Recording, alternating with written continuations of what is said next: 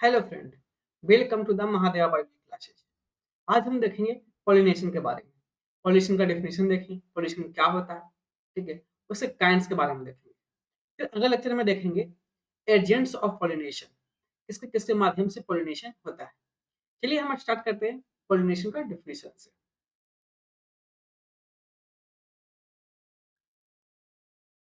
In the preceding section you have learned that male and female gametes in the flowering plant are produced in the pollen grain and embryo sac respectively. बोल रहा है कि हम पहले देख चुके हैं क्या मेल और फीमेल गैमेट के बारे में। जो फ्लावर में अंदर मेल एंड फीमेल गैमेट है, जो कि पोलन ग्रेन और एम्ब्रियो शेक है ना, उसके बारे में हम पहले देख चुके हैं। I the both type of gamete are non motile. बोल रहा है या फिर पोलन ग्रेन हो या फिर एम्ब्रियो शेक हो, दोनों के दोनों ही नॉन मोटाइल, मतलब एक जगह से दूसरी जगह अपने से ट्रांसफर नहीं हो सकते। They have to be brought together for fertilization to occur. How is this achieved? बोल रहा है कि अगर दोनों जो मेल गैमेट है, फीमेल गैमेट है, पोलन ग्रेन और इम्ब्रियोशक, दोनों क्या है, नॉन मोटाइल है। तो क्या है कि जब वो नॉन मोटाइल है तो क्या है कि तो वो पॉलिनेशन कर कैसे रहे हैं, जो पूछ रहा है। They have to be brought together for fertilization to occur. बोल रहा है कि अब दोनों को एक जगह लाना है ना, क्यों, फर्टिलाइजेशन करने के लिए। अब बोल रहा है कि हाउ इज दिस अचीव, इसको कैसे लाया जा सकता है, इसको कैसे प्राप्त किया जा सकता है, ठीक है। अब definition of pollination. Pollination is the mechanism to achieve this object. क्या बोल रहा है, पॉलिनेशन क्या है, एक मैकेनिज्म है जिससे क्या होता है, मेल और फीमेल गैमेट को एक जगह लाया जाता है। The transfer of pollen grain shed from anther to the stigma of pistil is termed pollination। बोल रहा है कि ट्रांसफर ऑफ पोलन ग्रेन का ट्रांसफर मतलब एक जगह से दूसरे जगह जाना है ना। कब, जब एंथर से पोलन ग्रेन शेड हो जाता है, मतलब शेड मतलब क्या, निकल जाता है, ठीक है, ब्रस्ट करके बाहर निकल जाता है, ठीक है। अब निकल के कहाँ जाएगा, स्टिग्मा के ऊपर जाएगा, कहाँ जाएगा, स्टिग्मा के ऊपर जाएगा। तो उसको क्या कहते हैं, पॉलिनेशन। कहने का मतलब जब मेल पार्ट अंदर ब्रस्ट होगा तो उसे पोलन ग्रेन निकलेगा, ठीक है। अब वही पोलन ग्रेन उड़कर या किसी माध्यम से पिस्टिल के स्टिग्मा पर जाकर बैठेगा, ठीक है, वहां पर ट्रांसफर होगा, उसी को क्या कहते हैं, pollination. Flowering plant have involve an amazing array to adaptation to achieve pollination. बोल रहा है जो फ्लावरिंग प्लांट है जिसमें फूल आते हैं, है ना, बोल रहा है कि बहुत अजीब अजीब तरह से अडेप्ट किए हुए हैं, ठीक है, कि variety variety types of pollination होगा, अलग अलग तरीके से क्या होगा, पॉलिनेशन होगा। They they make use for external agent to achieve pollination, है ना। बोल रहा है कि बहुत सारा जो फूल है वो एक्सटर्नल एजेंट रखता है।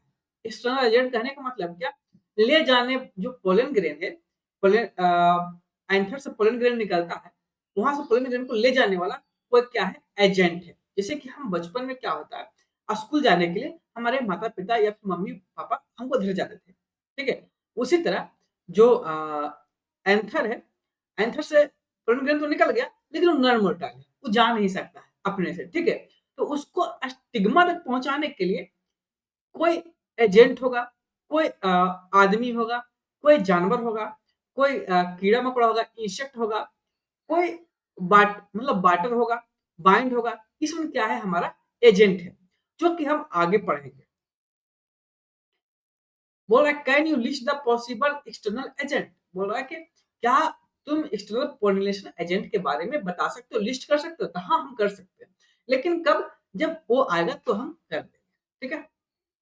अब है काइंड्स ऑफ पॉलिनेशन, मतलब पॉलिनेशन कितने तरीके से होता है, कितने तरीका है पॉलिनेशन का।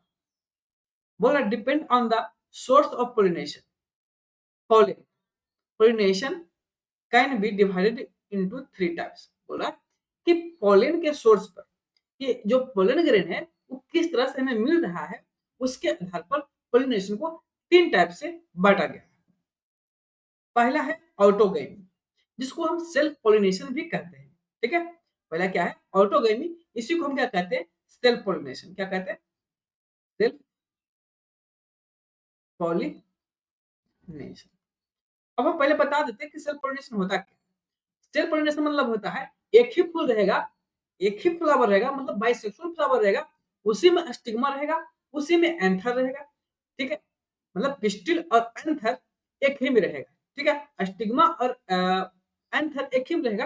अब वहां से एंथर ब्रस्ट किया, वहां से पोलन ग्रेन निकला और कहाँ जाकर बैठा, हमारा स्टिग्मा पर बैठा एक ही फूल में, उसे कहते हैं सेल्फ पोलिनेशन। ठीक है, जैसे कि ये फिगर है, देखिए इसी में एंथर भी है, इसी में स्टिग्मा भी है। यहाँ से क्या है पोलन ग्रेन निकला ब्रस्ट करके, ठीक है, और जाकर कहाँ बैठेगा हमारा स्टिग्मा पर बैठेगा और यहाँ से इम्ब्रियो स्टेज तक जाएगा। ठीक है, इसे कहते हैं हम self pollination. In this type pollination is achieved with in the same flower. बोल रहा है कि ऑटोगैमी में जो पोलिनेशन होता है किसमें होता है, सेम फ्लावर में ही होता है, एक ही फूल में होता है। ठीक है, transfer of pollen grain from the anther to the stigma of same flower. बोल रहा है कि क्या जो ट्रांसफर होगा, क्या पोलन ग्रेन होगा कहाँ से, मतलब कहने का मतलब है एंथर से पोलन ग्रेन ट्रांसफर होगा स्टिग्मा में with in the same flower, मतलब एक ही फूल है, उसी में मेल पार्ट भी है, उसमें फीमेल पार्ट भी है। तो मेल पार्ट से जो पोलन ग्रेन है ट्रांसफर होकर कहाँ जाएगा, हमारा कहाँ जाएगा स्टिग्मा पर जाएगा, उसी को कहते हैं ऑटोगैमी, उसे कहते हैं सेल्फ पोलिनेशन, जो कि फिगर 2.9 ए में दिखाया है ना। ये देखिए ये भी 2.9 ए ही है। ठीक है, हम इसको एक्सटर्नल से जोड़े हैं, लेकिन जो आप एनसीईआरटी का बुक है उसमें भी एक फिगर दिया हुआ है जो हम दिखा रहे हैं आपको, ये है 2.9 है। ठीक है, इसी फूल में क्या होता है ऑटो गैमी होता है, सेल्फ पोलिनेशन होता है। ठीक है, इसमें अच्छा से दिखाया नहीं था इसलिए हमने एक्सटर्नल दूसरा फिगर जोड़े। आगे in a normal flower which open and expose the anther and stigma completely autogamy is rather rare। बोल रहा है कि एक नॉर्मल फ्लावर में, मतलब एक एक फ्लावर ले लिया, नॉर्मल फ्लावर ले लिया है ना, बोल रहा है कि फ्लावर विच ओपन्स, ये नॉर्मल फ्लावर विच ओपन्स, जो फूल खिल जाते हैं, निकल जाते हैं। ठीक है, and expose the anther and stigma completely autogamy is rare. कहने का मतलब है जो फूल खिल जाते हैं, क्या होता है खिल जाते हैं, उसमें ऑटोगेमी क्या होता है बहुत रेयर केस में ही हो पाता है, बाकी क्या होता है बर्बाद हो जाता है। Autogamy is such flower require synchro- synchrony in pollen release and stigma respectively and also anther and stigma। बोल रहा है कि ऑटोगेमी में एक ही बार में क्या होना चाहिए कि जो स्टिग्मा है वो भी मतलब कि रिसीव करने के लिए तैयार होना चाहिए, और जो एंथर है ठीक है वो भी क्या होना चाहिए कि जो उसमें पोलन ग्रेन निकल रहा है वो भी उसी टाइम में निकलना चाहिए। ठीक है, वरना क्या होगा कि वो एक्सेप्ट नहीं करेगा, ये निकल के इधर उधर चल जाएगा।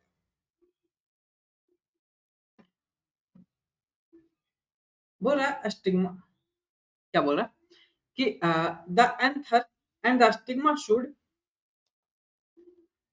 lie close to each other and self pollination can occur. बोल रहा है कि जो स्टिग्मा है और स्टिग्मा है और एंथर है दोनों क्लोज रहना चाहिए। क्लोज रहेगा तो क्या होगा कि आसानी से क्या होगा पोलिनेशन हो सकता है सेल्फ पोलिनेशन के लिए। बोल रहा है some plant such as viola, इसको कॉमन पैंसे कहते हैं, oxalis and commelina produce two type of flower. बोला कि ये दो फूल हैं। ठीक है, तीन चार को फ्लावर का नाम दिया है, और वेरियोला का नाम दिया है जिसको कॉमन पैंसी कहते हैं, ऑक्जेलिस दिया हुआ और कोमलिना। तीन एक फूल है जो एनसीईआरटी में नाम दिया हुआ, आपको याद रखना होगा, इन नीट वगैरह में पूछ देता है। ठीक है, कि ऐसा कौन सा फ्लावर है जिसमें ऑटोगैमी तो होता है लेकिन चस्मोगैमस और क्लैस्टोगैमस दोनों होता है।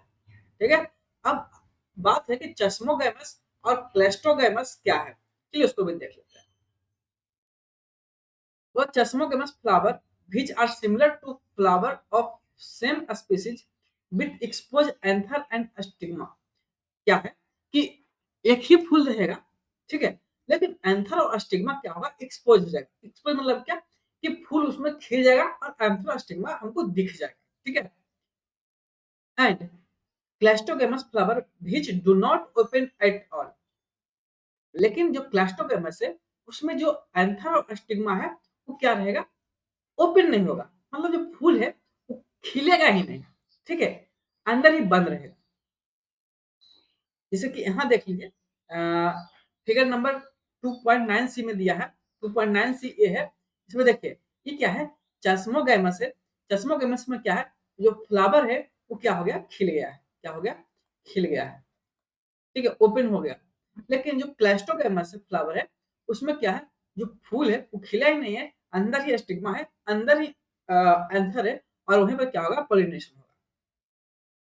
बोल रहा है in such flower the anther stigma lie close to each other. बोल रहा है कि जो क्लैस्टोगैमस है उसमें एंथर और स्टिग्मा क्या होता है, एक दूसरे के करीब होता है। When anther dehiscence in the flower buds, pollen grain come in the contact with stigma to effect pollination। बोल रहा है कि ऐसे फ्लावर में स्टिग्मा, जो स्टिग्मा है और क्या है, जो स्टाइल है, दोनों एक साथ में कांटेक्ट में रहते हैं और पॉलिनेशन को इफेक्ट करते हैं। पॉलिनेशन इफेक्ट मतलब क्या होता है कि पॉलिनेशन आसानी तरीका से कर लेते हैं। Thus, clastogamous flower is invariably autogamous, autogamous as there is no chance of cross pollination landing on stigma।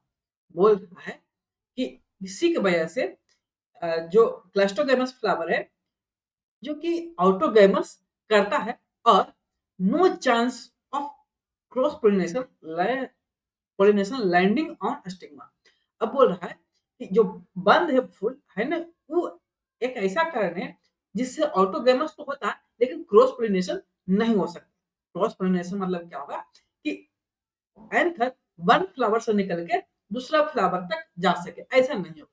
ठीक है, बोल रहा है क्लैस्टोगैमस flower produce assured seed set even in the absence of pollinator। बोल रहा है कि इन क्लैस्टोगैमस, क्लैस्टोगैमस भी क्या है, ऑटोगैमस ही है, लेकिन बोल रहा है कि उसमें भी जो सीड है, मतलब कि जो बिच्चा है वो निकलेगा, होगा, लेकिन अब्सेंस ऑफ पोलिनेटर। पोलिनेटर मतलब क्या है कि जो पॉलिन ग्रेन को एक जगह से दूसरे जगह ले जा रहा है। ठीक है, But do you think the clastogamy is advantageous or disadvantageous to the plant and भाई?